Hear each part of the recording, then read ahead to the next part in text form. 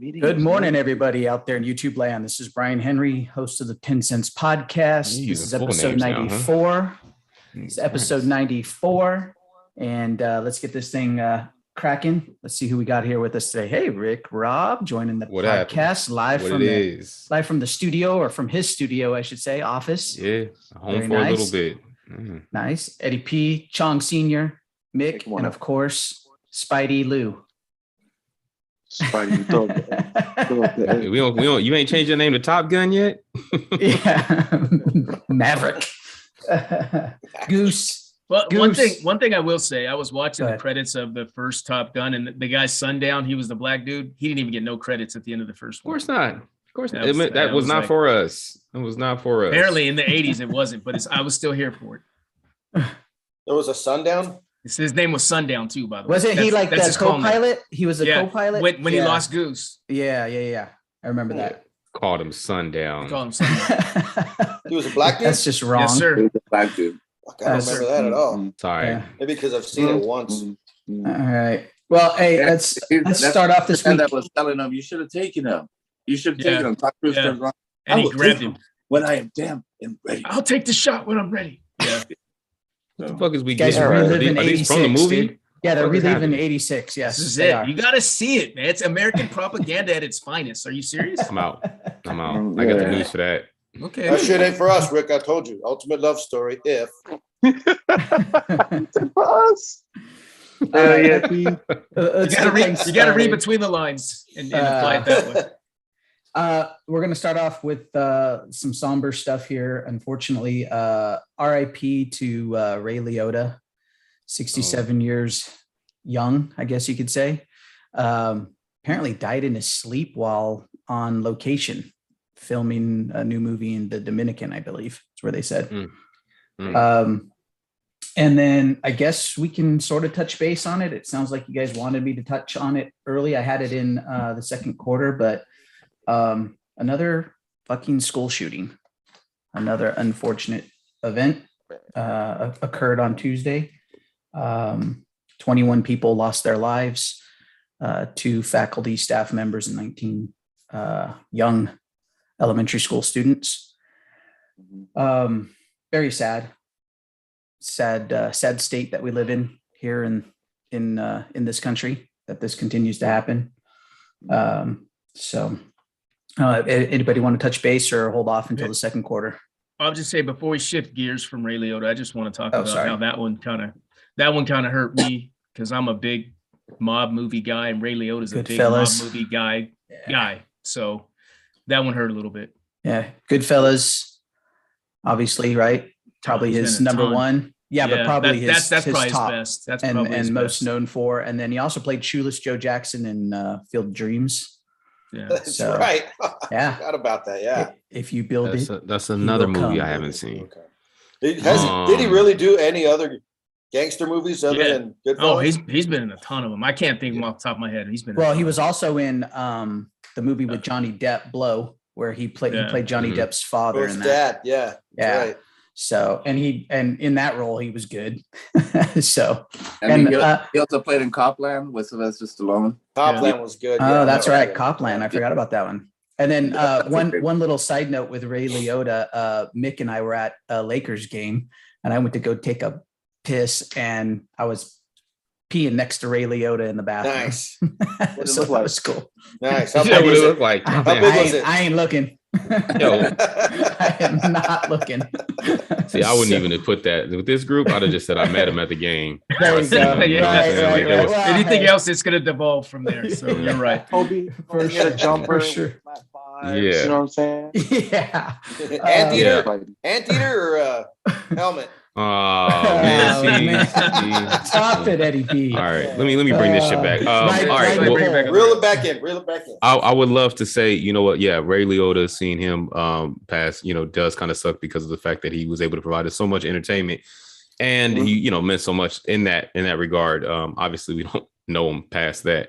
RIP to a great entertainer. I also want to say for sure, as a father of somebody in the age range of those, was it 18 kids or 19 kids? Yeah, 19 kids that lost their lives. You know, my heart goes out, man. I can't even imagine. I can't even imagine what those parents and families are going through. I know there was one story about the husband who, you know, he was the husband of the teacher that got shot. They literally had a video of him, you know, putting the flower down in the memorial, went home and, you know, passed from a heart attack. Like, I mean, I can't even imagine. And, you know, I know a lot of people are talking about gun control and this and the third. You know, and obviously, you know, lots of propaganda around what the police didn't do. Man, I don't even know what the right answer is here. You know what I'm saying? Like, there's just a million things that are going through my head. Somebody summed it up, and this is a sad country, or another sad time, sad story for this sad country. It truly is. And I feel like, you know, everything that is written in the bylaws and, you know, what's supposed to be at the base of what this country is supposed to stand for really needs to fucking rise, because this is some bullshit. You know what I'm saying? Between all the racial injustice, the school shooting, you know, our day in and day out bullshit that we have to go through, you know, tragedies like this, they're going to happen, but they don't need to happen as often as they do. And the focus, like, we need to figure out a way for us to stop being points of contention to what we as a country are supposed to really stand for. And we need to figure out the answers to this shit and get this shit together, because I swear to God, like, I mean, I can't even imagine. Once again, I had to have a conversation with my son about it, because obviously he's going to hear about it. And it breaks my heart for my kid to have to worry about that, amongst other things that he's going to have to worry about. So going to school is hard enough. Right. With that being said, you know, my heart definitely goes out to the families, the loved ones. RIP to those poor kids, man. I really was affected when I actually, it's one thing to see names and ages, but it's another thing to see faces. And you can just kind of imagine, you know, those kids didn't even get a chance to live their life. You know, we're talking about Ray Liotta, 67, passed away. Those kids are 8, 9, 10, 11. You know what I'm saying? Like, it's fucked up. So I don't know, man. Hold and hug your loved ones each and every day, man. You know, some people say I overlove my son. There's no way I could do that. You know what I mean? Because you never know. You never know. So that's my piece on that, man. The teacher's husband. I didn't know about that until yesterday. Yeah, that's all crazy, man. But one of the EMTs that were on the scene, his daughter died too. Yes. Yeah. See, he didn't know until he started talking to kids. Yeah. I saw this crazy stat that said, I can't remember, like, it's like since 2000, whatever, right? I mean, the number really doesn't matter, or the year, but it was like school shootings across the planet, right? Like everywhere, everybody's in single digits, but we're at like 215 plus or something like that. Yeah, which is crazy. It is crazy. Well, they said there's. Go ahead. Well, I mean, it's not. I'm assuming it's not something like this, right? Because you're not hearing about it. I haven't heard about 200 and however many. So are they including just like any type of shooting? I think it's about mass shootings. Yeah. Well, they could. Well, remember too, they consider a mass shooting anything more than one. So I thought it was 4 or more. I think they changed it a couple years back. They wanted to scale our number crazy within itself. Like, well, but still, was it one shooting, 2 shootings? Scale our number down a little bit. Right. Yeah. When I say 4, I'm saying 4 people or more shot. But one other thing, couple things to take into consideration real quick. 330 million Americans, 400 million registered guns. How many unregistered? Right? We have more guns than people. Right. So, that's crazy. No, this country loves its guns. And the second point to that is the pro-gun people say more people armed is a politer society. It's up to you. I don't know what the right answer is on that. I don't think that's the right answer, but you know, you ask 10 people, you may get 10 answers on that. Yeah, I don't know either, sure. But taking guns away, I don't think it's the issue, because how many criminals that aren't allowed to have guns have guns? Exactly. You want a gun, you can get a gun. Yeah, that's not the problem. Absolutely. I don't know how you fix it, honestly. I don't think you can fix this. If someone wants to do it, and if they're not putting it out on social media, they're keeping it low pro, they're going to go ahead and do it. No one's going to catch them until it's done. No, I agree with you on that, Eddie P. And I don't. But there have been instances where they could have vetted that person and got. Well, I think that's the biggest issue. Is this time I don't think the background. I think background checks need to be. That just needs to be common practice. I mean, in certain situations, we do way more to get a driver's license. You know what I mean? Like way more to do a driver's license than there is to purchase and own a firearm. So, the background thing, what does it do if you still qualify for it? Like the kid was 18 getting automatic. Well, I think part of it also needs to be the fact that, there's, and I don't know if it's legitimately true or not at this point, but they're saying that the kid used a stolen credit card to purchase the guns. Right. Well, so first off, an 18-year-old walking in and buying 2 AR-15s, that doesn't, with a credit card, that doesn't like. That's a red flag in itself. That should be a red flag right then and there. And the gun owner or the gun shop owner should know better than to just turn around and go, here you go. Here's your 2 AR-15s and 7,500 rounds of ammunition. Well, there's legislation on the books. It's called red flag alert because he was posting stuff on the internet. And they knew who he was, but there's no law that said, because he said he didn't specify a specific group target or anything. Yeah. He just said, I'm going to kill people. That they don't consider that something to where he should be on a list, a gun list or something. So they're trying to fix that legislation, but the NRA is pushing against it. I don't think it's going to pass. Yeah. Well, the thing about that though, I heard he did it. He put that half an hour before he did it. Right. But I heard before though. Yeah, but he had other correspondence with some girl in Europe. In Germany. In Germany. Right. Germany or LA? I heard she was here. Germany, I thought, is where the girl was located at. That's who he was last. I think there was more. Yeah, there's multiple girls. I think there was one in Germany. I think there was one here as well. Yeah. I saw some crazy thing on Twitter. Not to keep the subject going like that, but on Twitter, this girl went on a rant talking about we need to arm the teachers and training and all this other stuff. And I was just like, I'm not that old, but I'm like, I didn't have to worry about nothing like that crazy in elementary school. The craziest thing that happened in elementary school was 9/11. You know what I mean? Like that wasn't even in school. You know what I mean? Y'all remember the good old days where the only drill we ran at school was earthquake drill? Or fire drill, right? Or fire drill. Yeah, you know what I mean? Like these kids, I saw this thing where they were talking about, they were running the drill for if these happen and how the teachers have to lock the door. And they had one of the girls' brother be the kid who was outside the door knocking on the door and what to do if that happens, if they're knocking on the door. And like, that's just crazy psyche within itself. When we talk about mental health of people and shit like that, like there's just so many things going on that just fuck with people from all sorts of angles. It's crazy. Once again, another reason why I'm strongly thinking about homeschooling my child, man. It's just it's wild. But I mean, my child still can step out on these streets at any point in the moment and something happens. So I mean, it's like I said, I don't know the right answer for any of this shit. I really don't. There's arguments for just about everything, you know what I mean? But I wish the powers that be figured something better out than what the fuck is going on right now. Yeah. Part of it, I heard too that I miss Trump. At least from what I've heard. Sounds like the whole situation, this school was prepared for something like this. They've done all kinds of training, this and that, and they didn't fucking do any of it.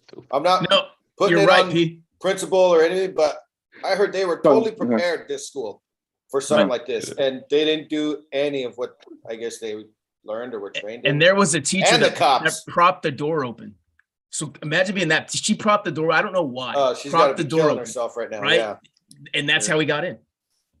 Yeah. Well, he got into the one room, right? He got into the one classroom. Yeah. That was a joint classroom. Right. And my guess is they had who knows? It's Texas. Damn, that's crazy. It gets fucking hot as shit. So, maybe the AC wasn't working that day. Right. So she had the door propped open to keep it cooler or whatever, and the other thing too, is it's not like this kid walked through a gate. He actually hopped a fence. Yeah. So it wasn't like he walked right into an open school. I mean, he literally hopped the fence, but to nobody noticing somebody walking along on the campus or a long rifle kid. Right. That's a little scary too. We're hearing police responses an hour too. It was an hour. Yeah. They were in there for an hour before they did shit. Right. Like, what the fuck? Yeah, man. It's crazy. All the bad shit's coming out now. So, yeah. Right. Yeah. Well, we sort of swapped first and second quarter. So let's just stick with something else in the second quarter. It looks like the housing market appears to be slowing. Mick, come on, Mr. You're the guy. Well, I mean, they're saying it's slowing due to inflation. Right. High prices have finally caught up to the market, like, the overvaluing of the home itself. Right. And interest rates as they continue to climb. Plus, people are starting to worry a little bit about a possible recession in the future. So, Yeah. I mean, what you're seeing, especially in the desirable areas where you want to live, you're going to see price appreciation slow down. It's not going to stop. It's not going to reverse. Right. The problem is inventory.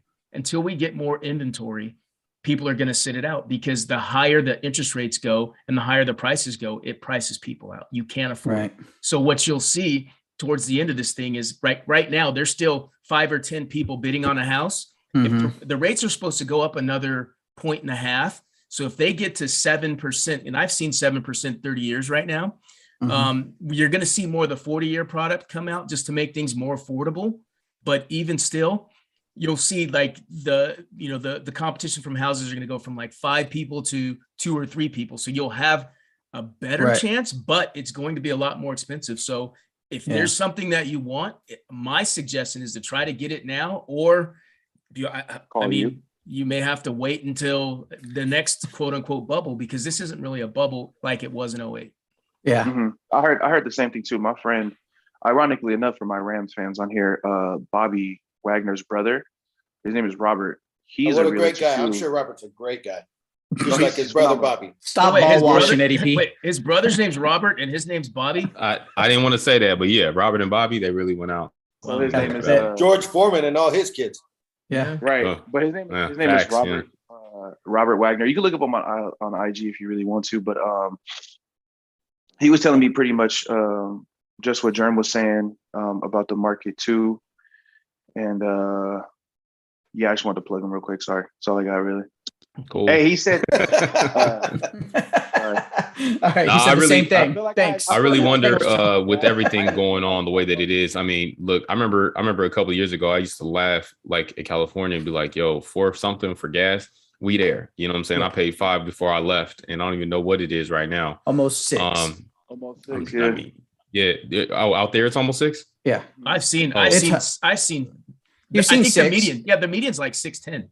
Yeah. Well, we're not far behind you, which is crazy, right? Like, because Arizona, you guys would always be paying whatever, and we'd be down in the 2s. And now we're at 5. You know what I'm saying? But I just wonder with the inflation and the cost of everything going up, right? It affects foods, it affects your products. You know, your day in and day out, your Amazon orders. You know what I'm saying? You got to slow up on them auto. You know, because everything is going up. You know what I mean? They're adding in little fees. I saw a fee surcharges. Like on a Uber. Fuel. You know, I got an Uber everywhere when I travel. Yeah, the surcharges built into the Ubers. Just like what's going to be the breaking point? I know a lot of talks have been about that recession. I don't know enough from an economical standpoint to know if that is going like. Well, I'll give you the rule of thumb. It's a recession when your neighbor gets laid off, and it's a depression when you get laid off. So that's basically how you should look at it. Yeah, all right. Well, I mean, yeah. Cover everything here. Better than the news. Yeah. Right. All right, let's get back to that's our money talk. What we really know about. Yeah, there we go. Yeah. Money Mick with a segment. Hey, I like that. There I hate you go. to be the bearer of bad news, boys. Sorry, we're in a bad time right now. All right. Oh yeah, for sure. Oh yeah. Yeah. You can see it. Let's get into some sports now. So I'm going to just start off with the NBA. We're going to start off. Let's get to it. So we've got season awards. The one that we have on here is MVP. Was everybody for Joker going back to back, or did you see somebody else? That was the lazy. MVP. I think that was the lazy one. Yeah, that's the analytics one. No one stood out. So it was just for me, it was Embiid. It was easy. It was Embiid. Now, did Joker deserve to be in the mix? Yeah, of course. To me, it was 1, 2, 3. He was a part of the conversation. Yeah, it was him, Giannis, and Embiid. But I think that this was Embiid's year to get it. If not this year, what the fuck else can he do? You know what I mean? Yeah. Amidst everything going on. Right. Yeah, I agree. This was his year. So yeah, no, I feel like they robbed due to that one for whatever reason. Mm-hmm. You know. Like analytics, I think they put too much into those analytics rather than the actual combining it with the eye test. It should have been Embiid. Well, the MVP feels political to me now. Like, I mean, you can ask 10 people, 10 regular people, and I guarantee you'll get 4, 5, 6 answers different from those 10 people. So if that's the case, then There's no shouldn't There's the no MVP, clear cut. There's no clear shouldn't cut the guy. MVP be somebody? Should it be clear? We shouldn't have to even kick it around. I don't know. I don't know how to fix that. And I'm just saying this because I haven't really thought about it. Who was the last like clear cut MVP? Yeah, because I think Giannis. Giannis was 2 years ago. 2 years ago. Giannis. I don't agree with that one. Really? Oh, really? So Okay. I thought Bron was MVP that year. That's the bubble year, right? Yeah. Yeah, bubble year. I thought Bron was MVP, and I thought AD was Defensive Player of the Year. No bias. Not counting the playoffs, right? Because they announced it so late that you get to look at the playoffs as well. And so by the time that they announced it, you like, oh, I don't know how that is. They're out the playoffs. You're right. Or we should save that vote until after the finals is over because count the playoffs. Why? I say get the MVP out as soon as the regular season's over, right during the first round. One or the other, because then you still have the MVP of the finals. Yeah. So, don't announce another MVP at the very end because then you are going to take playoffs into consideration. But then we have the stats where it's like this guy's the MVP. Which MVP didn't take his team to the finals? Blah blah blah blah blah. Right? If you're the MVP and you get your team to the playoffs, we're like to truly justify yourself as the MVP, you got to will your team to at least the conference finals or a final to in my opinion, to really say that guy is the MVP of the league. The problem, though, is the MVP is currently based off of just the regular season. Right? Yeah, it's regular. That's why I'm saying wait till the end. Right. I think you can. But then doesn't it? Okay, but then doesn't that make the finals MVP like who gives a shit? No, I don't think it does. I think you can have a guy who kicked ass all year, took his team to the playoffs, kicked ass again. Let's just, for instance, say Luka, because he was fucking shit up in the playoffs this year. Right. And then, they didn't make it. Right. Okay, we still wait. We don't announce who it is yet. Go through the finals. Oh, Curry got finals MVP. Right. But Luka, even though he didn't make it, gets, say, the regular MVP. MVP. The season MVP. I don't know. That one or the other. I think you do it at the very end, or like you said, Brian, do it right after the season's over. But if you look at it now, though, I feel like with what Eddie P just said, it leaves room for more. I don't want to call them bums, but like Andre Iguodala has an MVP, a Finals MVP, which is crazy. You know what I mean? Like he didn't. I mean, that's why you separate, I guess, the finals from. Don't you weight the league MVP more than the Finals MVP? Yeah. I do. Yeah, for sure. Weighted more. Yeah. Sure. Yeah. So you should really just you should announce the league MVP literally right before the finals start. That way you take the whole body of work. If somebody was in the mix, right? Well, then cool. And like you said, like Nick said, you lost in the conference finals or something like that. Yeah. Hey, you did what you could because like this year, Embiid literally played injured as fuck.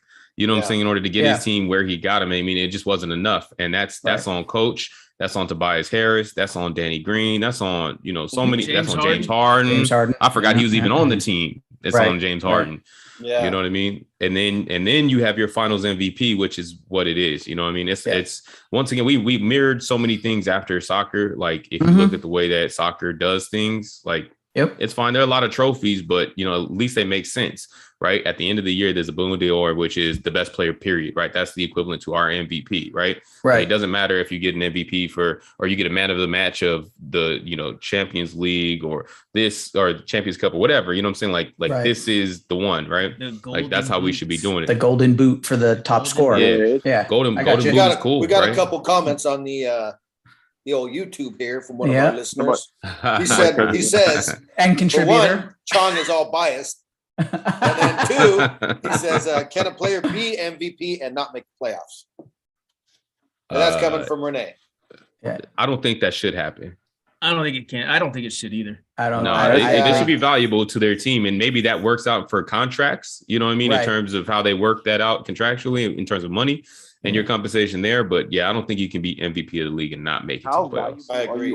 How valuable are you to your team when you can't even get into the playoffs? So if we take you off the team, what's going to happen more? You just further down the line? Oh, okay, cool. Right. Yeah, you're a higher lottery pick. Chong, what do you say to this comment about you being all biased? Would you like to retort? Yeah, you suck. Take that, listener. All right, moving on from awards talk. Cut that check, though. Let's get into Warriors with their gentleman's sweep of the Mavs. Yeah, impressive. Dubs look real. Yeah. They're impressive. And Mr. Chong, how's Clay looking? Hey, I'll say. Hey. Every time I watch Clay, he hasn't played bad since me and Rick was talking about him that day. That's real. That's real. Hey. Every single time I turn around, I see something from Clay. And the whole time it just goes, Chong, what's up, dude? Like, what? Hey. That's bad timing. No, I agree. I mean, his game just looks different, so it's going to take us a little bit. We have to adjust to his new game. I mean, he can still do it, but he's not. No, he's not right? Clay from 3 years ago. We'll give him. But to be fair, and I jumped on him quick. You got to give him another year, like full season of play, and then he's still gonna be able to shoot the ball. Now I see that now. But he can still shoot it. It was just more defensively. I didn't think he was going to be the same explosion to the basket too. But to be expected, right? He's not going around anybody and dunking on anymore like he was before. Yeah, for sure. No, he got his old man game a lot sooner. But honestly, with this, I know we talk players so much. I really want to give some credit to the coaching, because one thing for me is when I saw Clay come back and I saw Clay playing the way that he played, which I think honestly a lot of it is in his head. I know, physically there's some limits there, but I mean, when you have two back to back, you know what I mean? I know Clay really wants to give it his all so much, and his team needs his all so much, but he's still like, one more and I know I'm done. You know what I mean? So I think he's holding that back. And I feel like him holding back kind of hurt the team, because Jordan Poole was doing his damn thing. You know what I'm saying? Jordan Poole was doing his thing. Toscano, man, what's his, is it Anderson something? Or is like not to be Juan Toscano Anderson, or something like that. Like he was like, basically, long story short, there were a lot of people that were coming up and like lifted and carried. Kevin Looney, and crap. Now he's all world now. Well, I mean, there were people that throughout the season, like this team evolved quite a bit to where it's like, okay, they're going to be good, but you don't really know where they're going to go. And honestly, I'm not going to lie, I bought into it. I thought that the Suns were going to be the ones to beat them in the end, and we seen what happened with that, right? So I think that I really want to give it up to the coaching staff, because I think that they did a phenomenal job of balancing everything and keeping these guys motivated and working. And for me, that's the champs. They're the champs. They're going to win it this year. You're not I don't wrong. know about that. I picked the season 7, but I'm pulling for Miami because I don't want the Celtics or Golden State to win. So I hope Miami. I like Miami too. I like Miami a lot, but as we're talking season now, let's season Heat. Hold on, Game 7 today. Hold on, real quick. I'm sorry. We were talking about, me and a few people were talking about Luka, right? And it's like, get him Bradley Beal because his name's floating around. Zach LaVine. Rudy Gobert's name's floating around. Godfrey. No, I don't like that. My question is, I don't like any of. I just feel like with Luka showed his ass. He did, but like his player comp is maybe kind of James Harden-ish. Showed his ass. His player comp is like James Harden-ish.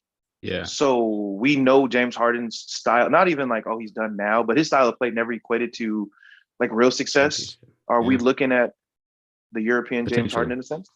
Potentially. I think you're right, bro. Because you're right. Those 3 players that you mentioned are good or great, right? But coming alongside Luka, it really doesn't equate to anything. You know what I'm saying? They get Tim Hardaway back. They keep their goons that are already out there. Maybe they get a little bit further, and they said they needed a big, right? Which is what they were supposed to have in Kristaps. But I don't think it matters no matter what. I don't think it matters. And I think unless his mentality changes, unless he decides that he's going to become somebody on the defensive side as well as on the offensive side, which he is immensely talented at, they ain't going nowhere. You know what I'm saying? They'll be in that middle tier for the rest of his career. You're right. I read something too that said, I think his PER is too high based on possessions because he has the ball in his hands too much. I think he needs to change his game a little bit. He needs to get more people involved early and then close games late. And then they talked about getting him a second score. We all think he needs that, but they said that they don't think anybody can play with him because he needs the ball in his hands all the time to be effective. He's not running off screens. He's the one orchestrating everything. He's taking all the shots. So a second gun isn't going to get fed if he doesn't change his game. They made reference to James Harden's game, kind of like we talked about, or kind of like you guys just talked about. And then I believe, and I don't know if the stat is true, but of all the players that scored 40 in the playoffs, his win-loss record is below 500, which means, he's scoring a lot, but they're not winning, which is that's a bad formula. Yeah, you see how it is when he has the ball, everybody stands and watch, which is crazy. Yeah, that ain't how basketball's supposed to be played. Vice versa though. When he doesn't have the ball, he's just go that way. Yeah, don't come my way, go that way. Right. Yeah. And then I'm sorry, this point's long. It's good. Andrew Wiggins. I think Andrew Wiggins with this last series, almost like you're gonna look at it like, damn, do we really get rid of Andrew Wiggins just to pay Jordan Poole? Andrew Wiggins, Eddie P, showed his ass this series too. Yeah. Playing great defense against Luka, and then being a threat on the offensive side too. So Wiggins had a good year. Wiggins had a good year. I think he's in the perfect system. He needs to be a number 4, a number 3 or 4. Not like how he was when he was with the Wolves. Like he came out of college and they wanted him to be the guy. Well, he was a consensus number 1, right? You want that guy's got to be a horse. Him and Jabari, But I'm saying, I think Andrew Wiggins saved his spot in the sense of like, if you guys go back a little bit, Harrison, like he had the Harrison Barnes role. Yeah. And then Harrison Barnes had that sorry ass playoff run at the end. Right. And they're like, okay, we got to upgrade. Like Andrew Wiggins is a world beater, but Andrew Wiggins, I think in this series, like solidified his spot so far. Sure. Like, our one listener here says, yes, get rid of Wiggins to keep Poole. Well, yeah. I mean, if it comes down to that, that'll probably be the decision that they make. But the decision, Ramon, you just hit the nail on the head, bro. It's never like Clay and Wiggins because Wiggins was in that Barnes role, which obviously Clay can play with no problem. It's Wiggins or Poole, or it's Clay or Poole, which is that's the problem because those two basically play the same exact. You know what I mean? And Poole, he plays a little bit of that Steph Curry too, right? So, well, yeah, I don't know if you want Stephen. How big is Poole? He's like 6. I'm heavy. I'm heavier than him for sure. No, tall. Is he that big? I thought he was 6'3", 6'4". Let's look it up. But I mean, if you look, I thought he was 6'6". Okay. No, but Ramon's right. Ramon is heavier than Jordan Poole. Thank you. You really want Jordan Poole is 6'4".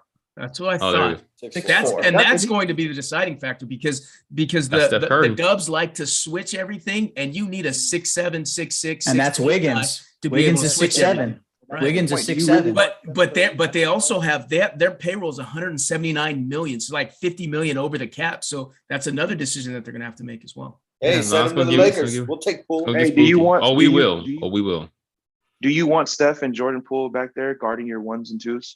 Like they're going to get fried. Yeah, no. So you're going to keep the other option. So Poole is the odd man out in this case. Renee's going all in on Ramon. Yeah, he is. Yeah, I don't care. He called. He ain't on a podcast. It's my face. Ramon the fatty. Ramon Hoodie trying Mellow, to be hoodie mellow. All right, let's get to the Eastern Conference season heat. Game 7 today. What do we see? Boston, baby. I told you guys, Game 5, winner of that game. So win big. I'm with you. And it's hard for me to count out Jimmy Miami, buckets. right? It's in Miami. It is in Miami, but that hasn't stopped either team from winning and either at home. That's true. It's who's hurt the most. Right now, both teams are hurt, but Boston is hurt the least.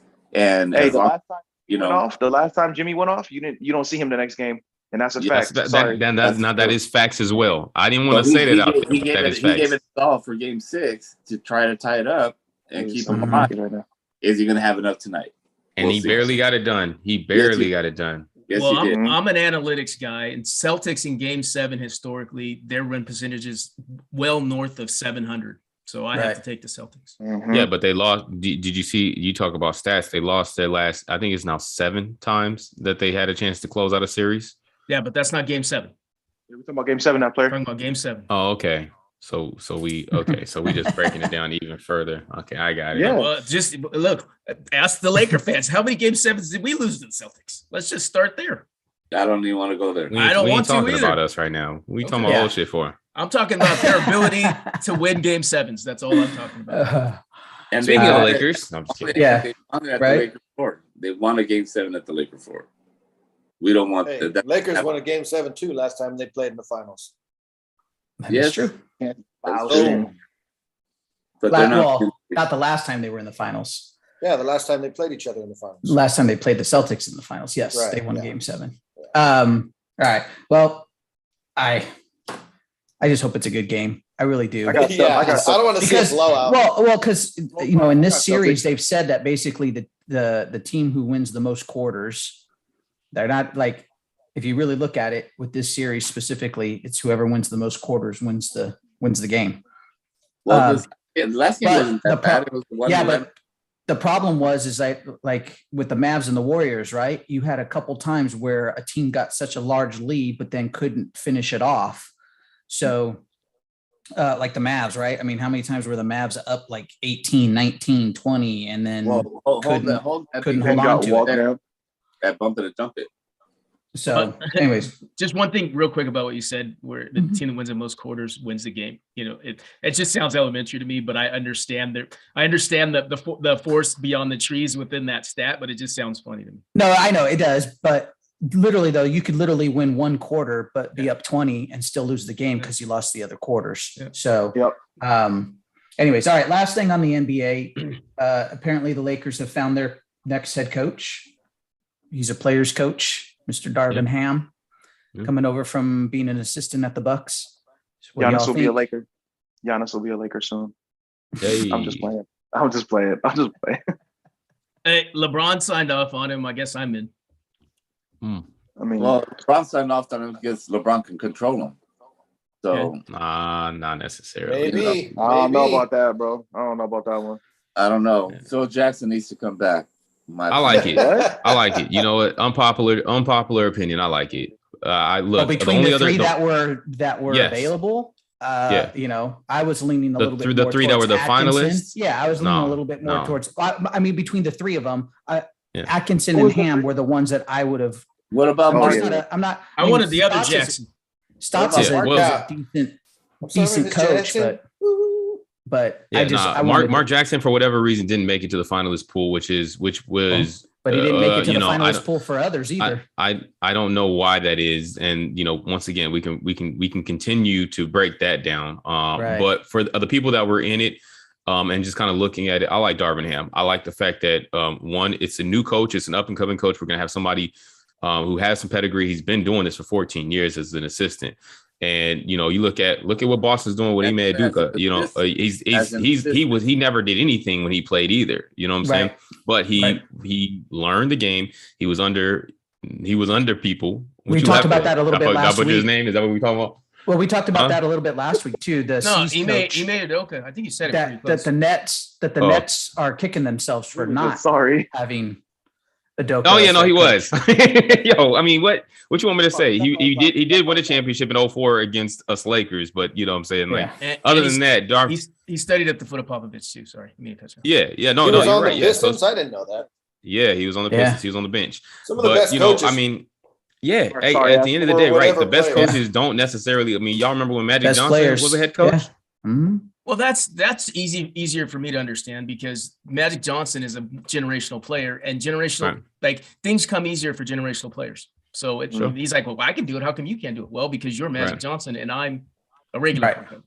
Right. And the other thing that I love about this guy is you read about him and you find out that he's a vocal leader. You know what I'm saying? Which I think is something that we didn't have in Frank Vogel. Vogel was an X and O's guy, but I think people will say something to him and he just kind of. Well, that's going to be the key thing to me, Rick, is does the Lakers front office allow Darvin Ham to choose his own assistants? Because yes, the answer is already yes on that. The one thing that we don't know about Ham is his in-game coaching ability, which is why he's looking for assistants with X and O. Right, the person who can make those in-game decisions or adjustments. And Frank go to the Golden State Warriors bench. They got 17 of them. What was that? Frank was a Vogel leader, not a vocal leader.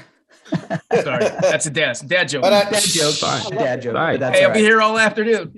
Hey, those need to be delivered. Yeah. I've seen that they're not asking him to, or the Lakers are not putting people on his roster like they did Vogel, which I think is like a sign of like a good thing for him. Right. So you don't have J Kidd running up behind Vogel. It's like, oh, Vogel got to go. It's like, no, don't worry about it. His replacement's on the bench already type shit. You know what I mean? Yeah. No, I agree. I think it's time we find the next guy. find the next Eric Spoelstra, like you said, the Udokas. Yeah. No, I think this is perfect. This is what we needed to do. We didn't need to recycle somebody else old that we thought was going to just simply turn this shit around. Let's get some fresh blood. Because I know early on they were talking Mike Brown again, and they were that name, and I know, but that name did come up. So, all right, last thing here, sports related. First quarter, second quarter this week. Real Madrid takes down Liverpool 1-0 in the UEFA Champions League. It was a great game. It was weird. Liverpool had numerous opportunities to put the ball in the net. Shout out to Coutinho. Salah, but the goalkeeper for Real Madrid, man, came up with some big stops. So he did it at home. Did it at home. So all right, guys. I saw a gang of floating around for that game yesterday. Yeah, just everywhere. Everyone was a gang of jerseys. Like everybody was rocking. Oh, for sure. Yeah. Hey, look, let me just tell y'all, in case you didn't know, there's going to be a lot of U.S. world tours. Bayern Munich is coming out here. Yeah. Manchester City is coming out here. Real Madrid will be out here. They'll be in Vegas. We're going to that in August. Y'all should tap in and just get a feel, you know what I'm saying, of why this game really is the beautiful game, why it's so and great. It's going to take off some more with Messi now coming to MLS. Is it official? Partial. Supposedly it's just about done. He's going to be partial owner with Beckham in Miami, and he'll play for 2 seasons or something like that. It's going to be crazy. That means Ronaldo's coming too. I think this is officially I'm officially going on record and saying I think I'm leaving the Arsenal and I'm transferring to Chelsea because of Pulisic. So I think that's going to happen. I think it's going to happen. I think it's going to happen. It's not a new thing. That's Jalen's team, by the way. That's my daughter's team. We're still on the opposite ends. You know what I'm saying? Yeah. You gotta come see City, man. City. I love Christian Pulisic, my man. Pulisic. Listen, I'll watch Pulisic, but man, there is something about City, man. I love De Bruyne's game. Yeah, they're good. And we getting Haaland. We got Haaland right now, but it's about to be crazy. Well, they let Pierre-Emerick Aubameyang go, and it just hurt me. So I have to leave too. You let him leave, I gotta go. I'm riding with the wrecking crew. There you go. All right, what we jumping to the third? We're jumping to the third. So what men think? All right, let's get some of these. Let's get some of these other ones off of here. So first one up. How do you feel about a woman faking an orgasm in the bedroom? Get out of my house. I feel like I got work to do. I feel like I got work to do. Y'all seen that thing with DJ Envy where his wife was like, yeah, you know what I'm saying? I've been faking for years, and he was like, damn, I thought I was putting in work, you know what I'm saying? But I mean, and yeah, she was like, did she tell you, or do you expecting it? Like, how does that work? If she tells you that, I think there's more issues there. Yeah. If she tells you, I said, but look at the second part of this question. I feel like this is also very important because if you pay attention, then you know. Yeah. You know what I'm saying? If you don't pay attention, well then. Right. Yeah. If all of a sudden your balls exist and drenched in juices, my goal is accomplished. You know, my goal is for me to finish. So by the time I'm done, why should I give a fuck? All I'm gonna say to that is your finish will be even better if you paid attention. Yeah, look, I get it. I've been there, done that. I felt the legs quiver. I felt her shiver. I felt whatever the fuck. I know those was all fake. But she didn't. But I'm just trying to bust mine. Sort of like I'm just trying to get it done. Fair enough. Hey, off camera, Rick, you got to give him the tea. You got to give him the secret elixir. You know what I'm saying? Yeah. Yeah, you're right. Not for right now. Yeah. Yeah, we gonna bottle that. Don't worry about it. It'll be at a store near you, YouTube. Yeah. It's easy too. Anyways. All right, next one. What makes a person a square? Oh my God! I wanted to say somebody's name on the podcast, but I don't think we got any squares on the podcast. Yeah, I really want you to be like, oh yeah, it's him, but I don't know anybody enough to call him a square. Well, I was gonna say coach. What signifies a square? Let's break that down first. I feel like we all have square tendencies. We all have square abilities. You know what I'm saying? Everybody does. I found myself being a square in Miami when I dipped before any crazy shit happened. And by crazy shit, I'm not talking about any violence. I'm talking about I just seen the energy and the way that it was changing. Man, please, you knew it was time to go. Yeah, no. I seen what it was coming. I seen the eyes. I was out. I was, you know what I'm saying? And yeah, there was a couple that was like, oh, you acting weird. And I was like, you're not wrong. Like, Yeah, I have to act weird to protect my future. I'm out. You know what I'm saying? So, I feel like we all have tendencies to be a squared. I mean, you're saying you're acting, but give us an example. What were you doing that was weird? Oh, but yeah, if you're protecting something, I don't think that's being a square. I'm not even going to incriminate myself. Yeah, just know that if you heard episode 46, Ricky, versus episode 94, Ricky, it's a different beast. Can you bring your bar back? You guys, one of the greatest bars. Somebody's got to go back and listen to it because my man came in with bars. Yeah, well, I'll find it. Look, today put me in that square. I ain't my corners is rigid. I agree with Ed. I agree with Ed. I don't know if that's necessarily being a square for protecting yourself. That's why I said that, bro. I said you over there being smart. You just being smart. That's not being square. When I think of square, I think of Hidley Ho, Ned Flanders, and there's nobody on this podcast that's Ned Flanders. So I don't know how accurate that question is, or how we can even. And is Ned really a square? Have you seen Ned take his shirt off? Yeah, but he's not using his assets. You know what I mean? What? Oh man! Especially after his wife died, he's a bachelor. What's he doing? Yeah. I didn't know Ned had a wife. Damn, that's how much I didn't pay attention. I stopped paying attention a long time ago. Square is super corny, and you're right. I mean, yeah. All right, next one. I'm gonna skip. I didn't have an answer for that. Experts say having more sex makes you more attractive. I appreciate that, Renee. I see you. Oh yeah, for sure. That shit clears up your skin. What? Say it again. I'm sorry. I'm not buying that. Having more sex makes you more attractive. Are you buying that? No. Yeah. Easy money. Yeah. No, there's quantity and there's quality. There it is. So we'll make them both. I'm confused. Well, you can be having a lot of sex. Yeah. With threes. Does that make you more attractive? No. Okay. But I mean, look, just for married folk, you know what I'm saying? Like I don't plan on letting anything fall off the wagon. Like I'm gonna find new ways to mix that thing up. I plan on keeping my numbers on the hyperactive person. So just like with every question on this podcast, we're having to qualify the question. So like that's really it's a yes or no. That's a binary question, but there's middle ground in there, right? We kept it very general. Just have more sex. I don't know if a woman is going to find you more attractive if she finds out you're having a bunch of sex, more sex with 10 different women. You think she's going to find you more attractive? I think women. I'm going to say, fuck him. He's a this or that. He's got this or that. No. Can I tell y'all the science behind it? Kind of a manhole.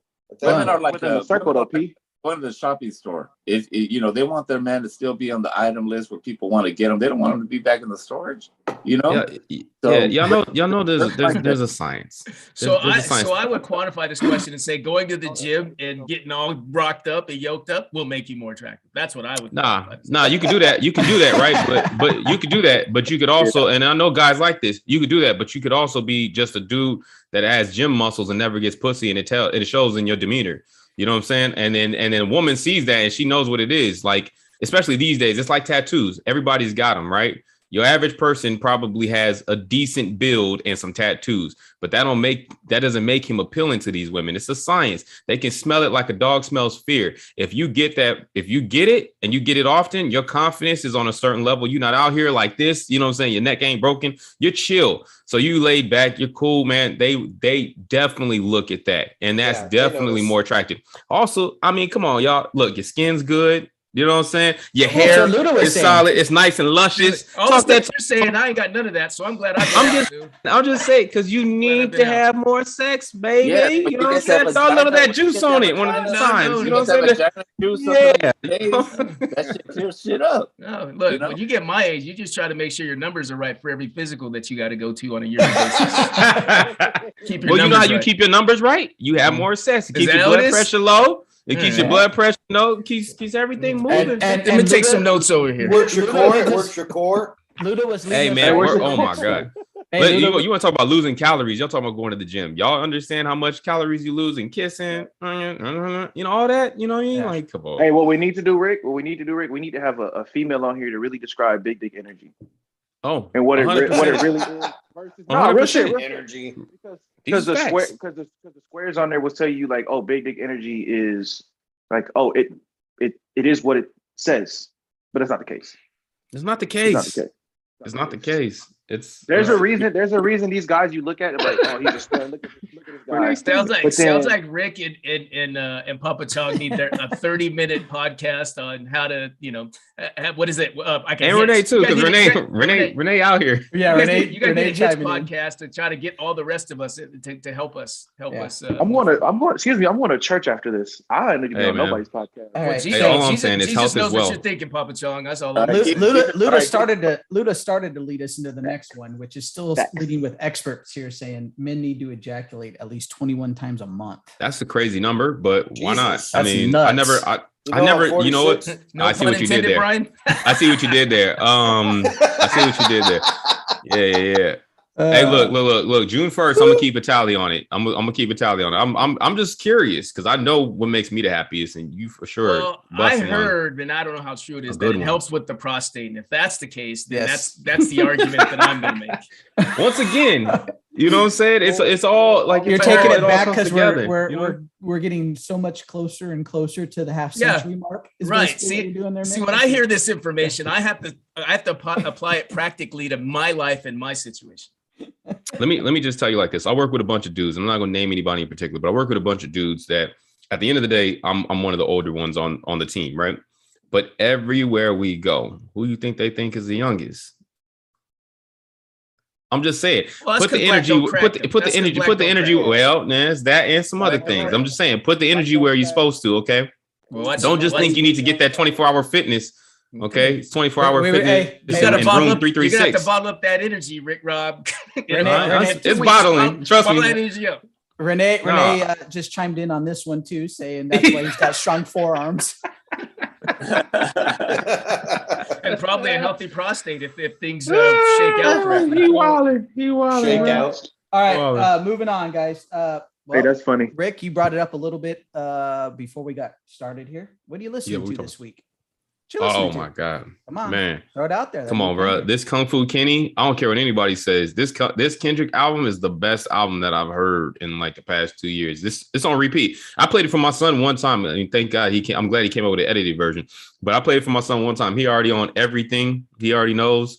I mean, it's a ridiculously good album. It's a deep album, and it's got a little something for everybody. I feel like and you know what? It's funny because I thought about something the other day. We were talking about Donda, and when we were talking about Donda, I was telling, I think it was Renee, that I was saying it's getting better with every listen. He was like, the fact that you have to listen to it multiple times, and it made me think, because I feel the same way about this album. That's how art is supposed to be. When you get a timeless classic, it's timeless because you can go back, you can find something new that you enjoy in it. I can't listen to, and I'm sorry, Renee, I'm gonna bring him up, but I can't listen to, what's his name? I almost called him Jack Black. What's his name? Jack Spratt. Harlow, thank you. I know I'm not gonna get that from Jack Harlow. Whatever I was intended to get, I'm gonna get on the first listen. So if I bop with it at the moment, well, then guess what? That's gonna get me through the summer, cool, and I will never come back to it. You know what I'm saying? That's Renee said he kicked it out of the fucking car. What's that one song? And what was that one? Drake kicked it out of the car. Push them niggas off me like, Hey Rick, can you do the legwork for me, because I like the club hitters. So from Donda and from Kung Fu Kenny, can you line up the 3 or 4 or 5 songs that you think I should focus on, please? Oh yeah, I got you right now. On Kenny, listen to Silent Hill. Okay. That one's good. That one's good. Actually, listen to Silent Hill. Listen to hold on. I haven't listened to the whole album, but that one did come up on my Pandora. Oh yeah, you got to listen to Silent Hill. Listen to N95. N95 is good. I'm gonna talk. Let's see. This is just for Harm. Harm, you might like Die Hard. Dude, I feel like Amber Heard right now. And then listen to Savior. Savior's a banger. Okay. That was good. That's Tyson's favorite one. He loves it. He loves it when they say, "I see you smiling, but are you happy for me?" That's a banger. Okay, thank you. All right, there you go. So we got anybody else? Lamar.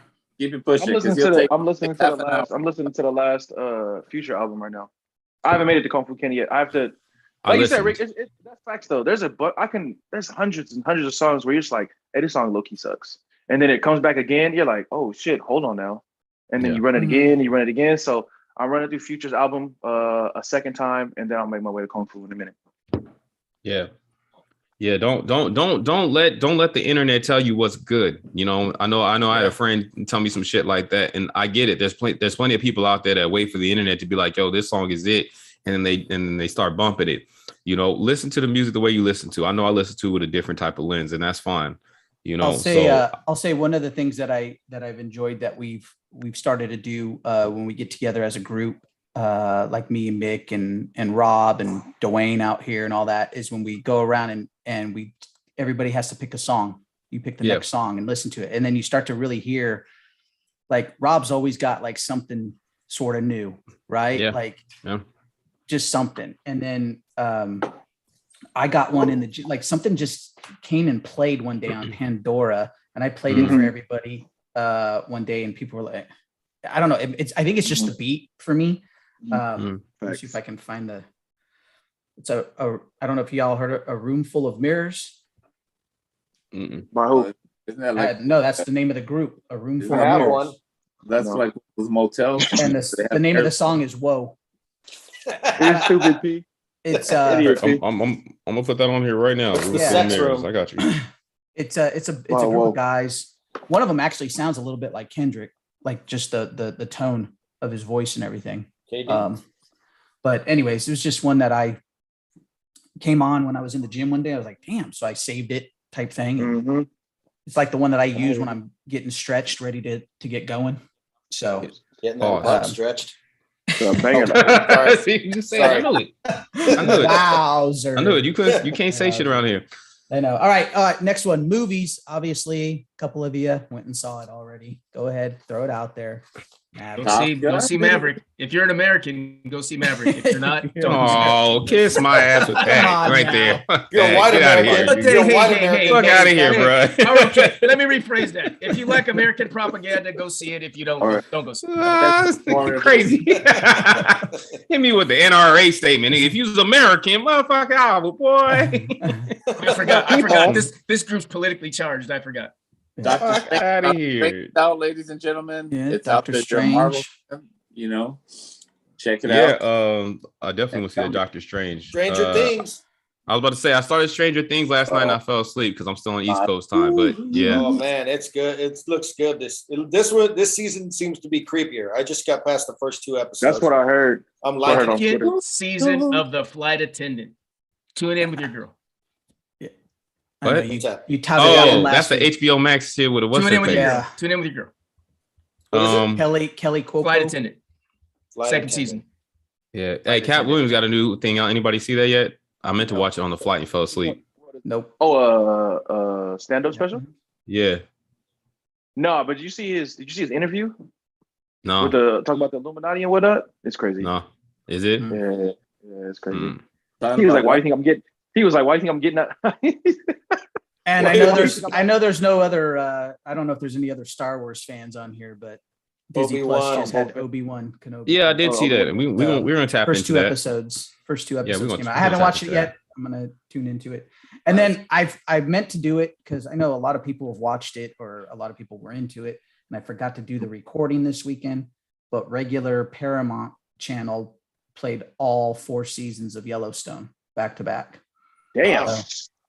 I was bored as fuck. I didn't catch that. No, I didn't watch it. I forgot to hit record. I haven't seen a single episode, so I was going to. I got the Paramount Plus login if you need it, bro. You can go ahead. I got it for Champions League. You can go ahead. Hey, send that to me, please, because I'd like to see. I'd like to see. I got Peacock if you need it. Yellowstone. We got a comment from Renee. I can't watch Cat anymore once he got beat up by a 12-year-old. I'm with Renee too. What's that about? Comedy is comedy. Comedy is comedy. It's not like he's talking like he a thug or nothing like that. He's funny as fuck. I can't fuck that. What's he referring to? He got hands put on by a 12-year-old. 12-year-old same size as him. He got hemmed up. It's just he was actually bigger. He was actually bigger. Hey, to his point, there's some strong 12-year-olds. They are. You live with one. Yeah, I know.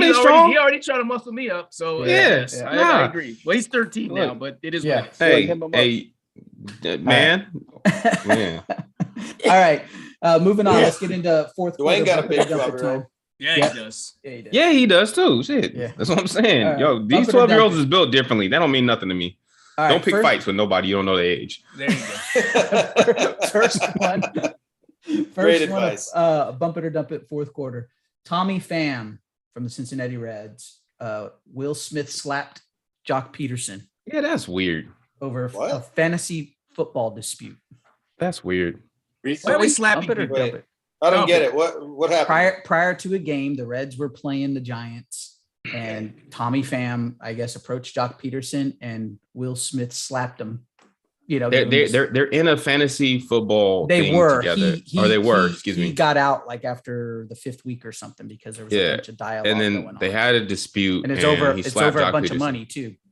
That sounds like something that is between those two men that I don't give a fuck about. Yeah. Well, I'm dumping it because why are we slapping? Suspended. People? Just punch him. Like he got suspended for three. Are we slapping people these days? That's well. I mean, that is mad disrespectful. I guess. Yeah, I'm just saying, you get open hand slapped by another man and you don't fight him. Like right. Man, so a punch should come next.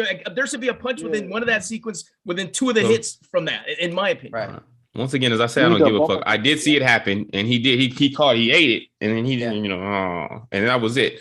Now, I will say, when I seen Tommy Pham in the video, he had that Carmelo Anthony. He slapped him, and then he backed all the way up.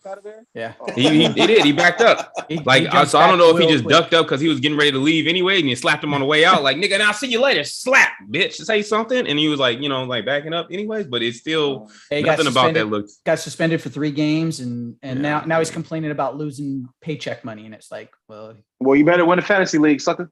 No, I'm saying I'm confused by it all, but whatever. Yeah, all right, next. All right, next one. San Francisco Giants manager Gabe Kapler said he will no longer participate in the national anthem at the beginning of the games to protest the most recent. I want Gabe. Thank your father Kaepernick for this, because Kaepernick is the man that did this when you know what I mean. I mean, and of course before Kaepernick there were others, but I'm just saying, like I mean, look, I'm glad that Gabe did that because I feel like you should.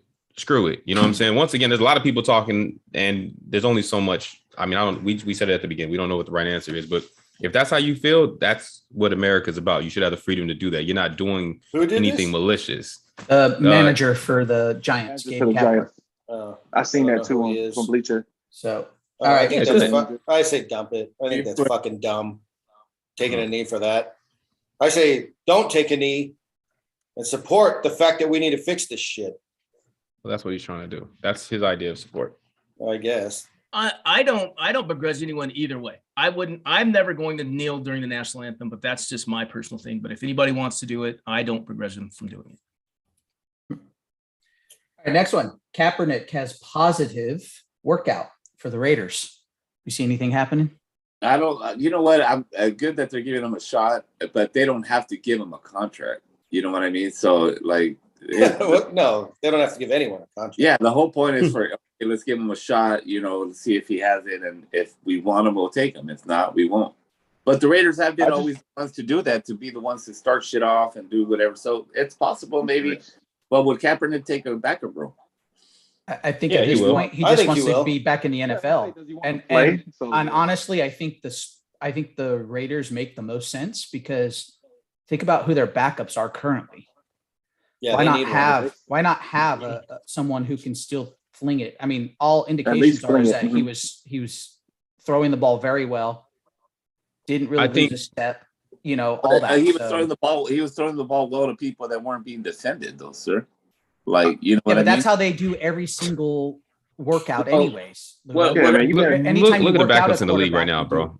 I still think it's a show. I don't think he's going to get a fucking job. I think it's good that teams are letting him at least work out, and if he actually shows something real, then fuck, give him a little contract. Go ahead.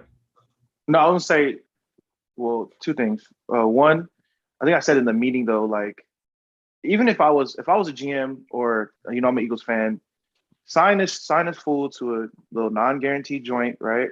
Let him run the preseason. It's only 3 games. You ain't gonna play your starters that long anyway.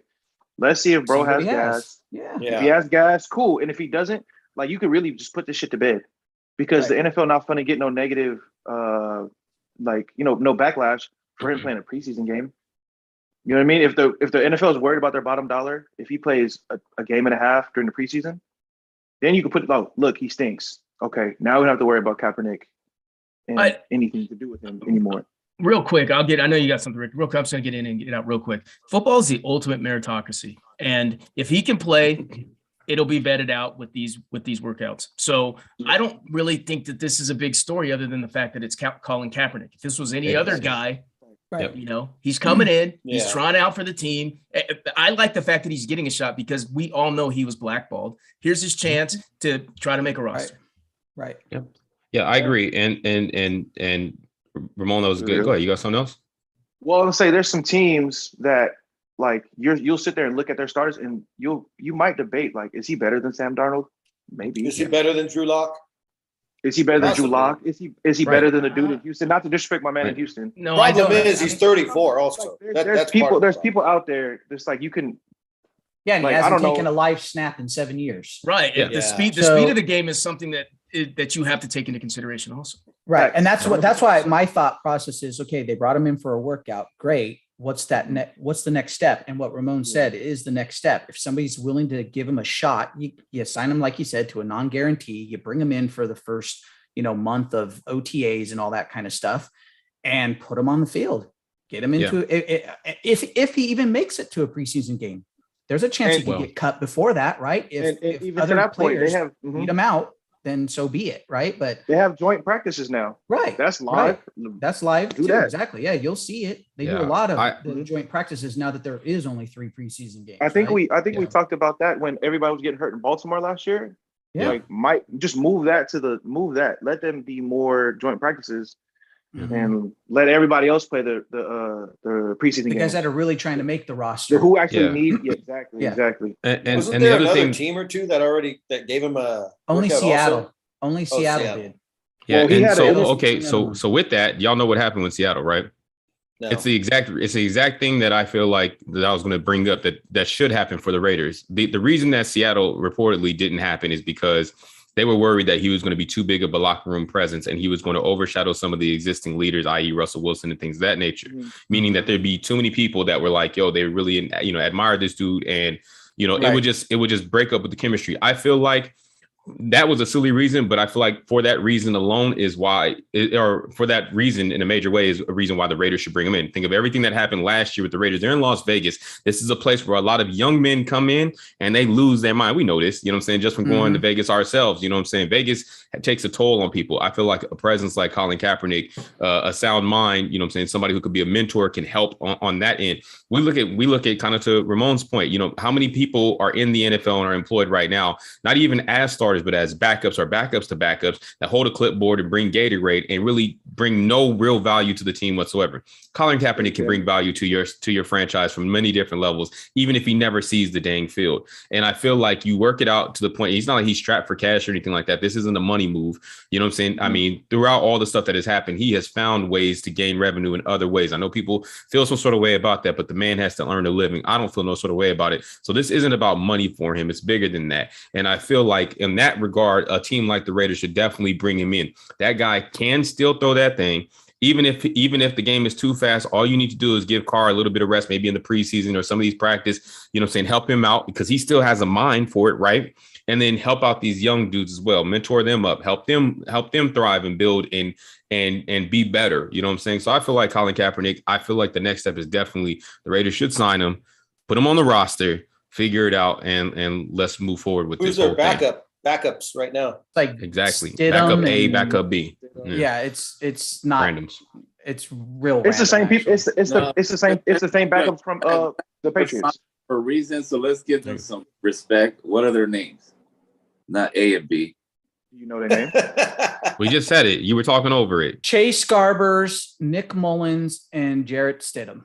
There you go. Nick Mullins. Nick Mullins is decent. Yeah, that's the only one that you know of. Decent backup. Yeah. Right. Yeah, but that's cool. 3 backups currently. Well, they're all not gonna make it, but yeah, to your point, they don't need make it, but they don't need on the roster. So you keep Kaepernick or keep Kaepernick and Mullins. Garbers is the rookie that they drafted. So and that'll they're probably keeping him. But they drafted him late. They drafted him. I think. Yeah, no, he won't. He don't have to make it. All right, keep going. What I would say about Cap though, and obviously he's changed throughout the years and how he's handled the situation. I hope he don't mess up the situation. I hope he don't do nothing crazy like he did in Miami. I hope he don't do nothing or have people around him to mess up the Baltimore situation. Like this is his first real opportunity, progressive opportunity. You know what I mean? Keep it tight. Don't go AB or do nothing crazy. You know, I hate that, but all right, I understand what you're saying. What did he do in Miami and Baltimore? So maybe in Miami, I want to say he wore like a Fidel Castro shirt. Oh yeah, that was fucking stupid. Y'all remember what the wide receiver what Cooper what the wide receiver what was his name? Riley Cooper? Oh yeah, what he said at that concert. That's stupid too. But the only thing I will say about that is Cooper was actually already in the league. That's the only thing that matter. Hold on real quick, guys. And I'm not taking a side one way or another, but look what we're talking about right now. We're talking about cancel culture, which sucks. Because this is America, and you're supposed to be able to do whatever the hell you want to a certain degree. And if wearing a shirt gets you thrown out of it, that's dumb. And I understand the timing. It's like wearing a Hitler shirt. I get it. But what have we devolved into? And like I said, I'm not. I hear you, but you gotta, I understand. Because I'm a proponent of if your employer says to do something, I'm gonna do it. I'm a proponent of that. But as the more I look at it, it really feels socialist. Those are socialist ideologies. Yes, I don't like that. Mm-hmm. You're right. But if you're going to do it, you better fucking be ready for the backlash. Like Absolutely. wearing a fucking Fidel Castro shirt where you know exactly what he represents, just like Hitler. In Miami. So be ready for the backlash. Go ahead and wear it. Go ahead and fucking wear it. All right, push on. All right, next one. Yeah. All right, next one. Are the NBA playoffs boring this year? No. Yep. No, I don't think so. No. No Lakers. Except for the blowouts. There's no blowouts when I Mm-hmm. didn't think there would be, and that was kind of boring. But No. I always think the playoffs are fun.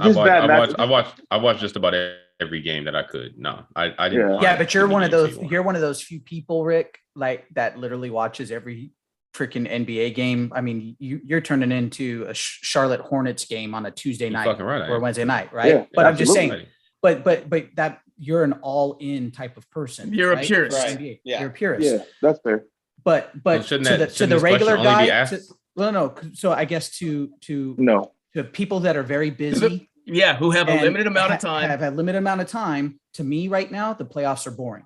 So what you're turning from this to watch the flight? Hold on. I'm gonna double down and say the reason why they're boring for me is because the Lakers aren't in it too. That's part of another it. Reason why that's part of it. But I can understand that. But there's been times when the Lakers weren't in it, and I was still watching. How many boring ass Lakers games did you watch this season? I think there's none. None. Oh, now you Rick? Turned it off. That's why. Because he didn't watch them. Yeah. I didn't watch them. Yeah. That's all I'm saying. But I'm with Rick. I think I've seen just about every playoff game just because it's the playoffs and I fucking love watching it. Right. Just like football during the season. Basketball during the season, no, that's just too much. Football during the season, I watch just about every fucking game. I get it. There's only 17 weeks of it. That's why they did it right. Supply and demand. Right. And that's just because I love football. I'll even watch the fucking Jaguars and Texans on a Monday night after work. And I know hardly anybody's watching. Let me ask all you guys this. If any of you had Lakers season tickets, would you go to every game? No, not what they're putting. I'd sell my tickets. No, because there's too many games. I got other things I got to do too. So I'd sell some. I'd go to some. But I mean, I think everybody would unanimously. There it is. Say like if they could make the game, they would go. Yeah. But I've got I've had season tickets for UCLA football for 20 some odd years. I try to go. I go to almost every single home game. And I try to go to at least one away game every year. So, but again, supply and demand. I only get 6 to 7 home games every year. You know what I mean? So you go, and it's it's an experience. Not having 42 or 40. What is it? 41 home games. 41, 42. Yep. Not every single one's an experience. You're just there for the game. You know what I mean? Like, yeah, you got to catch the right one. Well, I mean, for me, college football is huge because of all the stuff that happens pregame, tailgating, and all that. Like, it's a whole experience. It's an experience, right?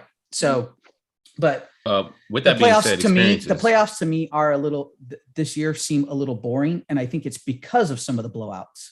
Like just teams are just like, right. Wow, I would agree with that. Like, this sucks, or to a certain extent, you sort of know the outcome a little bit beforehand because of the injuries. Yeah. So So instead of being the most, you could tell you could tell that the Bucks weren't going to make it to the conference finals without Middleton. Yeah, no, you could. Yeah, no, fact. You could. Fact. I mean, Facts. you could. Fact. I mean, the fact that the Mavs got past the Suns is about the most astonishing thing that I've found so far in the playoffs, to be honest with you. And Memphis's push. We're being honest. Memphis's push. But then even again, everybody was having the debate during the regular season. Memphis was still winning without Ja. So was it? I don't know if you could really tell that the Bucks weren't going to make it. They were winning 3-2. Yeah. And Middleton was coming back this next series. I think that's all hyperbole and talk. Just just like all these other people were gonna. Oh well, if we make it to the next round, that person's gonna play. You know what I say about ifs. Exactly. So, all right, moving on. Nets, are they unraveling? Yeah, the Brooklyn Nets unraveling. I don't know if they're unraveling because I don't know if they were ever raveled to begin with. I feel like they just put a bunch of people together and they expected that to work. And that team, I mean, they played their core, you know what I'm saying, which originally began with Harden, KD, and Kyrie, played how many games together? And then, now their new core, their long-term core of Kyrie and KD have played how many games together? So they didn't really even get enough time for that to really even be a thing out there. And so it's really hard. But are they going to get enough time? Are they going to? I don't think so because there's already reports of Kyrie. Yeah. So I mean, Kyrie it's just being Kyrie. No, I think what's unraveling is the hype behind them. That's what's unraveling because that train was rolling long before they even hit the court. You know what I'm saying? Right. And so that's the problem right there. And I mean, hey, look, I'm not gonna sit here and lie to you and say that I was never on it and I never want to see Lakers Nets. You know what I'm saying, in the finals this year. You know what I mean? I mean, it is what it is. That's why we play the game. What are the reports behind Kyrie? I heard the Nets are like, get on fucking board or get the fuck out, but I haven't heard what his. Well, they're not offering him a contract extension at this point, right. So that's probably messing with his head. Secondly, there's some talks of him saying he might be done with basketball. Which I think is the best option for him. If I'm being honest, I think that's the best option. Well, I think Kyrie is moving into from a mental standpoint. For Kyrie, he should consider it. He really should. It's not like he needs money. He's got plenty. I feel like that doesn't make sense to me, though. I hear what you guys are saying, but that doesn't make sense to me because he's got a lot left in the tank, in my opinion. Sure, but mentally, I think he's transitioning into more of a he wants to be an activist and he wants to fight for certain things and he wants to do certain things for communities.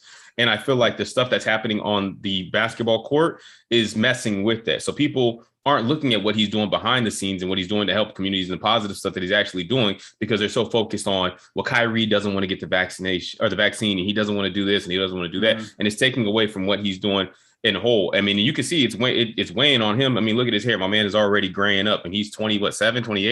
I feel like he just needs we've seen it happen several times in sports where Barry Sanders had certain stuff left in the tank and Barry didn't leave to go do anything. He just left because he was done.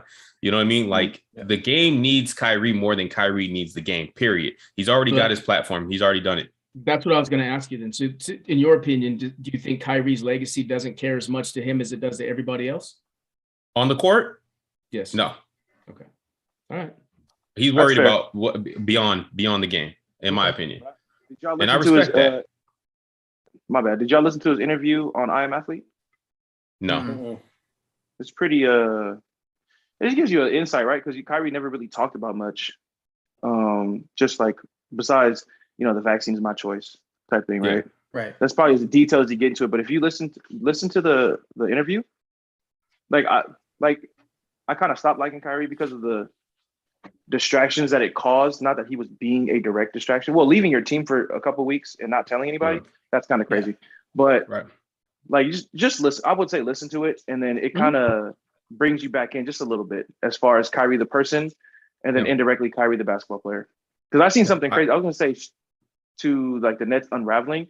I want to say shout out Marks, the GM, because as soon as he took that job, if you really paid attention to what they were doing, he got all them draft picks from Boston, sped up that or no, I'm sorry, he fucked that up. But then if you look at what he's doing now, I could see the Nets are doing something crazy this year in regards to their roster. Maybe trading Ben, maybe signing trading Kyrie somewhere. I heard something crazy. The Nets and the Lakers The Nets and Rob and Marks were having a conversation at the combine about Westbrook for Kyrie, which I wouldn't hate. If I'm being, I wouldn't hate that at all. I wouldn't hate that at all. Well, but if he's checked out, if he's going to be available, that's the other thing. That's that's the problem Kyrie with Kyrie is you don't know if he's going to be there for all 82.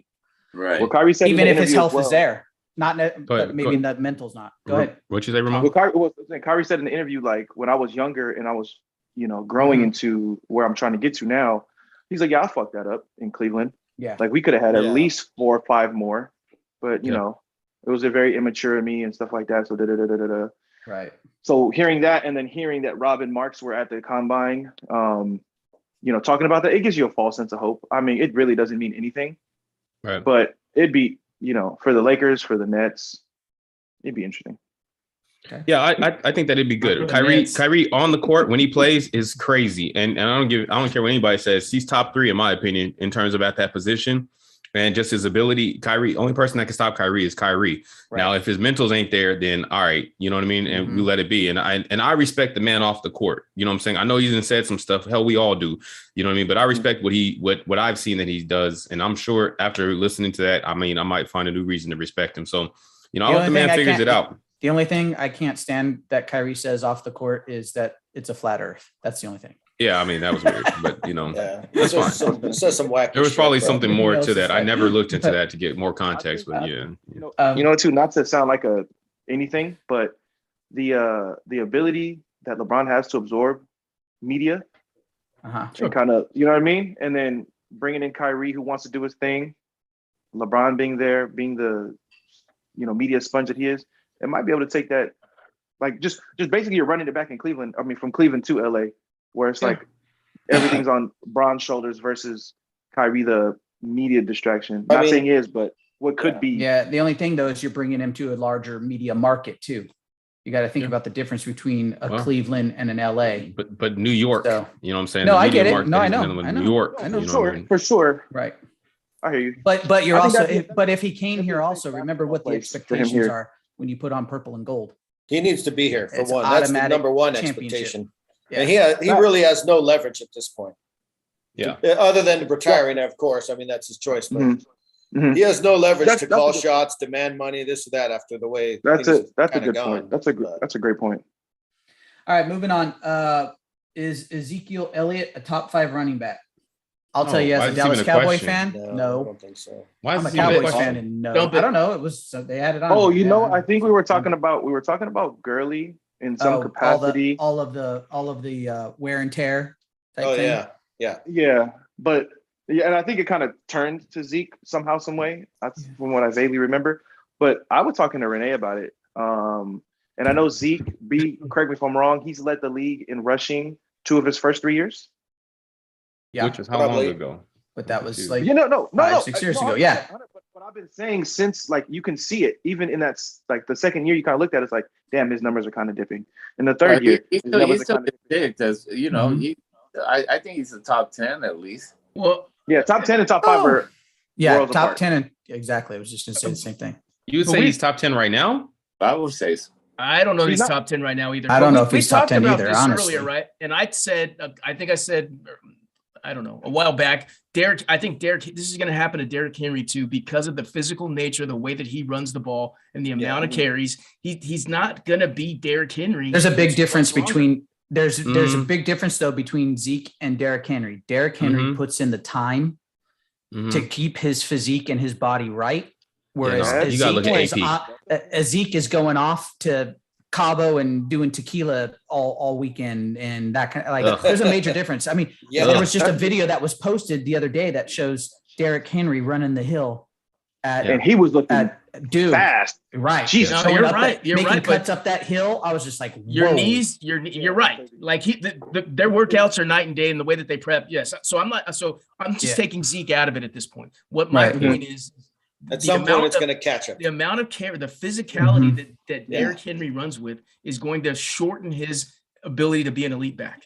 Right. Well, I truly do feel like you have to look at like Adrian Peterson, and that's because we said the same thing about AP, and then AP was doing his thing until and I don't know really what that point is. Hopefully if we look at it, my argument is sustained. But I mean, I feel like we said that, early on with AP, and then AP proved us wrong, which is why I feel like Derrick Henry is in that same mold. These are two country strong, grown men that they just, they're anomalies. You know what I'm saying? They're unicorns. Yeah. You're not right. My only argument is 245 versus 215 over the amount of years and carries. That's AP was 215. Yeah, about that. And Derrick Henry's 245-ish, and I may be being polite. And the kid, like to Jamal's point, the amount of carries he gets. Like I would have said this. I would have said this last year.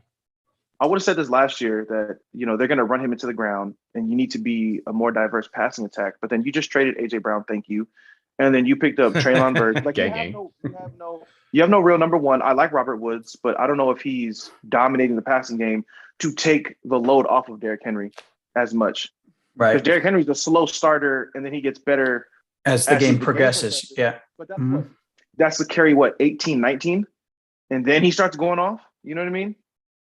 Yeah. So breaking down that defense. Right. No, fact. No, you're just so you guys know, last year Zeke just barely eclipsed the 1,000-yard mark. How many games did he play? 17. Wow. So he played in all. He only had 237 attempts. 237 attempts. He still averaged 4.2. Hey, what's the average carry?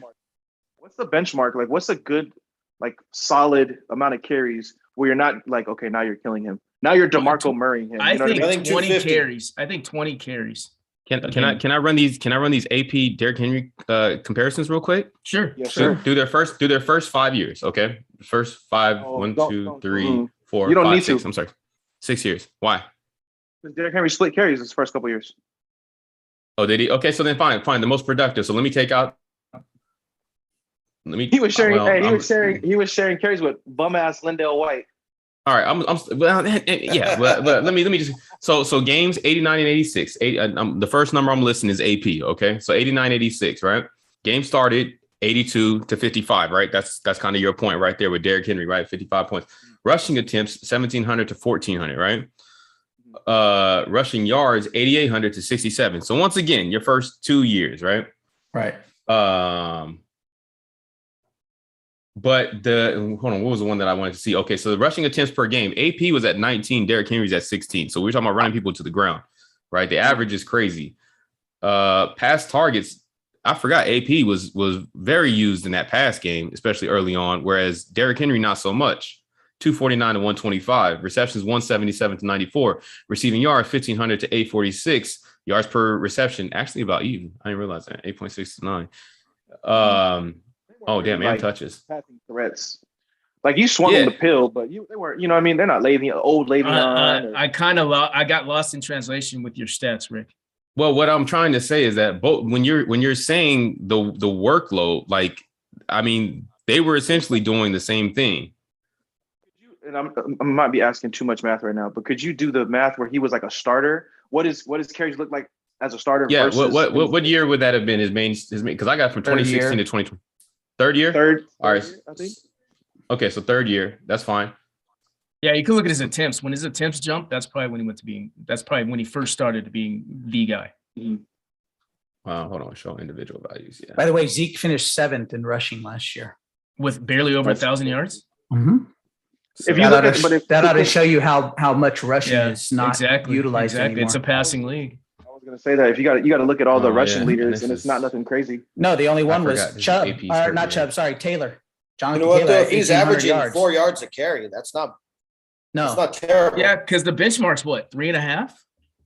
You figure, give it to him 3 times, you got a first down. Yeah, exactly. Well, Pete. Exactly. So, and looking at like the rushing attempts, right? So like AP by year, like he was 238, 363, 283, 208, 348, right? And once again, I'm still in that first 5-year mark for Derrick Henry. Since I cut out the first 2 years, it was 215, 303, 378, and then last year 219 because he was hurt.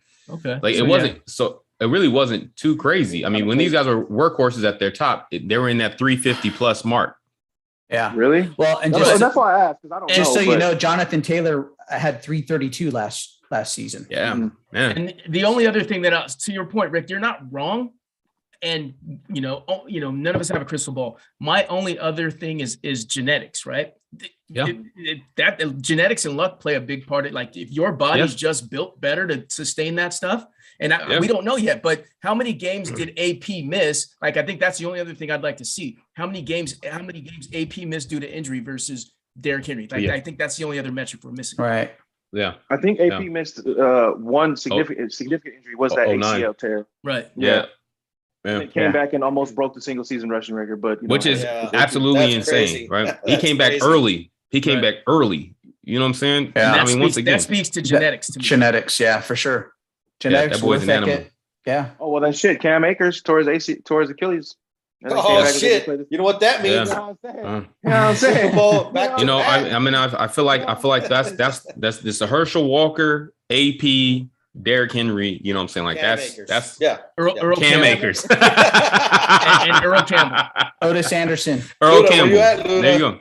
Dude, Otis Anderson was a beast too for the Giants back in the day. That guy, I don't acknowledge anybody who was Jerome a Giant Bettis. Outside of Lawrence Taylor. Sorry. John Riggins, Mike Allstott. Yeah, I'm going to go back with John Riggins. John Riggins used to kill people. Yeah, Allstott was a fucking Jesus. He was a tank. Allstott, I remember because he used to block for that boy Warrick Dunn. Yeah. Yeah. Yes, sir. That was when he became a fullback. Yeah. Than a running back. To Atlanta, and then Allstott was the guy. Mm-hmm. Yeah. There was a clip he had a good around year on Instagram where someone just put together, they put together reels of certain people, and it was Allstott. Oh my God. He was just trucking people back. Yeah. That was in a more physical NFL. You know what I'm saying? Where you could tackle anywhere. Yeah. You know, y'all remember I think his name was it just escaped me. The dude from Cleveland. He was on the cover of Madden that Kevin Mack. 1 year. The white boy, the running back. Yeah, it was Peyton. No, Peyton. Yes, Peyton Tillis. Peyton Hillis. Peyton Hillis. Yeah, there you go. Yeah. There you go. We walked it. There it is. That year, and he was thumping everybody, and then he got that curse, and then it was a wrap. It was done. Yeah. That curse is Stay real, off the cover of Madden. Stay off the cover. Nah, you don't need that. You don't need that. You want it? They can. Photoshop works amazing these years. Right. You know what I'm saying? Or have them do like the 4. You know how they do 5 or 6 athletes, and just say, "Don't pick mine." So at least you're out there. Just don't pick mine. All right, hey guys. On that note, let's wrap this thing up. That's a great bumper it up. Great episode, guys. And let's go ahead and knock out and say goodbye to episode 94, and we'll push on. I'll see you guys in 96 or something. Well, I won't see you next week, and I won't see you the week after, or maybe not the week after. I don't think anybody's going to be on. I don't know if anybody will be on the week after. And then who knows? the dress code is it's casual dress code. Yes. Yeah, man, wear shorts, summer gear, bro. Don't come up in here with your church best. Wear a pair of J's when you come. That's I like that. It out. That's the directive. Wear a pair of J's. No mids. What I would say is y'all should just 10 Cents Podcast on Instagram and just live stream that joint for us. I'm with it. There may be some table debates, so we could put those out. There it is. We're gonna break a lot of hearts on that day, and I'm sorry in advance. I'm sorry. We're gonna break a lot of hearts. Javonte Davis won by knockout last night. Javonte Davis. Let's go, Tank. Yeah. That's my other cousin, Javonte. Did you see the post interview after he got knocked out? Who's? No. Romero? Yeah, boy was tripping. Yeah. Like they were saying he might have been concussed, but if you watch the interview, he wasn't on this planet. I was watching the show, and they said he didn't want to give an interview. Yeah. So I guess something way later. Did want. If I see it on Instagram again, I'll shoot it to you or I'll put it on. I'll shoot it to you. But it's crazy. I heard he was so out of it. He walked up to his dad afterwards and was like, "When did you fall in love with hip hop?" I was dying. What's up, Mom? He's like, "Hey, Mom." All right, y'all. Let's get out of here. Peace out. End of 94. All right, fam.